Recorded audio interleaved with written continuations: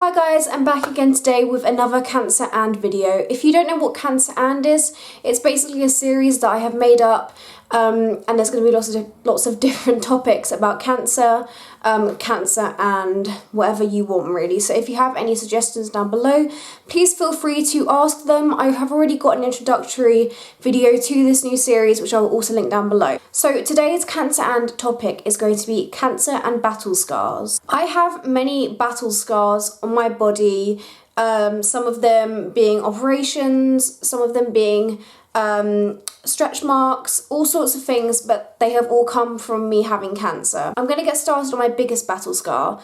My biggest battle scar happened just after the doctors realised that I had a tumour. They couldn't quite diagnose what the cancer was made up of, even if they didn't even know at this point if it was cancerous. So in order to find out, they had to cut open my back and basically pull apart the tissue to get to the spine. I have a lot of tumours on my spine and they just wanted to get one of them just so they could see what it was made up of. This operation I believe took 2 hours. I was under anaesthetic. So I was told that basically it would take 2 hours and then I would be in hospital, obviously for that evening, the rest of the day. The next day I wouldn't be able to leave the bed. I'd be in bed for the whole day, bed bound, just in order for it to start sort of healing. And then they said possibly the next day I'd be able to put some weight onto it and start walking. So I'm going to show you what the scar actually looks like so you can kind of get an idea. So hopefully you were able to see the scar there. Basically, I had this operation and then I didn't feel any pain until the next morning. It was absolutely excruciating. Obviously, as I said, they literally cut me open, pulled the muscle apart like this. So obviously they're doing a lot of, unnatural things, which obviously the body is not used to. And it took me, I would say for a full recovery, about 2 weeks before the pain went and I could sort of start walking again and sitting down, up and down normally. The next battle scar that I have are some tattoos that I got done when I had my radiotherapy. These aren't like tattoos that I wanted done. These are basically 3 little dots that I had to have done in order for them to be able to work out where they wanted to do the radiotherapy. Yeah, these tattoos, if I remember correctly, weren't like the sort of tattoos that you get done with a gun. I think they were literally done with a needle, obviously, because they're just dots.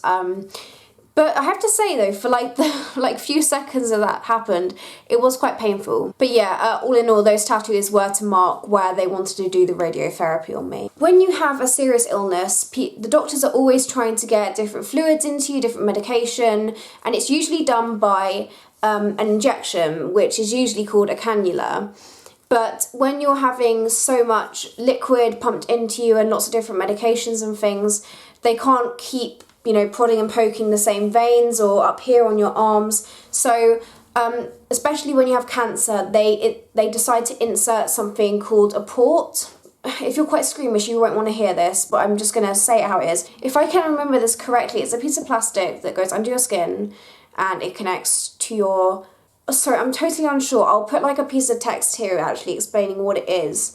I don't really know that well because I was so squeamish at the time and I hated this thing and I didn't want to know anything about it or whatever. But anyway, I'm going to show you the scar first. So as you may be able to see, it's quite a small scar. I had my port in me for quite a number of months. I can't remember the exact amount. And basically when I had to have bloods weekly, sometimes even daily, they would basically get a needle, put it into the piece of plastic. It's all very confusing. And then they would be able to drain the blood out. Even just like talking about it just makes me feel like sick. For the few months that I had my port in, I hated it. I couldn't even look in the mirror and look at it. It really, basically I actually asked for them to remove it early because I couldn't stand it. Obviously I didn't need it as much anymore, so it was okay for them to do it. It's not as though I was in serious treatment and they needed it there. But I just needed it removed as soon as possible. Moving on, I have had a series of moles removed. Was one around here on my back. There was one mole that was basically overlapping with another mole. And that can sometimes be a sign of skin cancer. This was before the diagnosis. This was just before I had my back opened. They needed to check that it wasn't skin cancer that was causing all the tumour. It was just a normal mole in the end. So the next battle scar is one that isn't done by an operation or anything like that. Basically, I was put on steroids when I was really, really ill. The steroids made me gain about 3 stone. I went up to 11 stone. I was very big and very fat, actually, to be honest with you. And look anything like I do today, but basically I lost all the weight, which I'm going to get into in another video, the reason why I lost all the weight. But basically I lost all the weight and I was left with these awful stretch marks, which are now kind of left with me because they're stretch marks and there's not much you can do about them. But I'm going to show them to you. Okay, so for battle scars, which you cannot physically see, but for me, they're there every single day. I have mentioned them.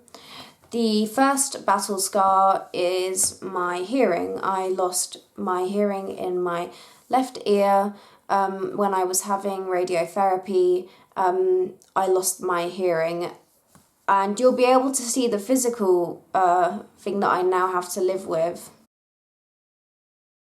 So yeah, I don't know if you could see that, but those were my hearing aids. I was told at the age of 17, I'm now 18, but I was told early last year that I would have to be wearing hearing aids. And I tried wearing them and they really didn't work for me. I couldn't get used to them, but I went to go and see a doctor about them and I said that they really weren't working for me. But basically I have to wear them now for my brain to get used to them.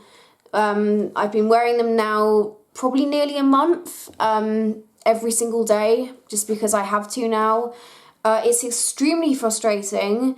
I think it's kind of depressing at the age of 18, you know, like kind of having to wear hearing aids. It's just something that like I could do without, but it's life and that's kind of the way it is. The second impairment, which you won't be able to see, obviously, but in this eye, I have really poor sight because the tumour actually got to my eye when it grew and I can't see fully out of this eye. So yeah, I know this video sort of ended on quite a sort of sad note, but I don't want it to. I'm here to like sort of talk about this stuff. So I hope this video was good and you enjoyed it, and if you have any suggestions, please, as always, leave them down below. I hope you're all having a fantastic day and I will see you in my next video. Bye!